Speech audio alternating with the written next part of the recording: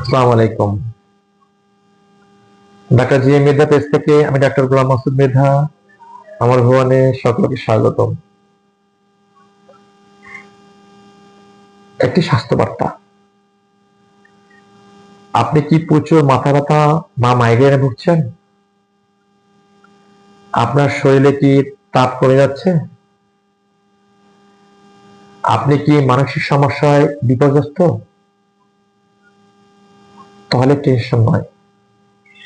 আপনি ফ্রিজ থেকে খানিকটা বরফ নিয়ে এসে ওর মধ্যে পানি দিয়ে 30 মিনিট বরফের পানির মধ্যে পাটা ভিজিয়ে রাখুন। ইনশাল্লাহ দেখবেন আপনার মানসিক চাপ কমে যাবে, আপনার শরীরে তাপমাত্রা বৃদ্ধি পাবে, আপনার মাইগ্রেনের ব্যথা দ্রুত কমে যাবে। সবাই ভালো থাকবেন। আসসালামু আলাইকুম।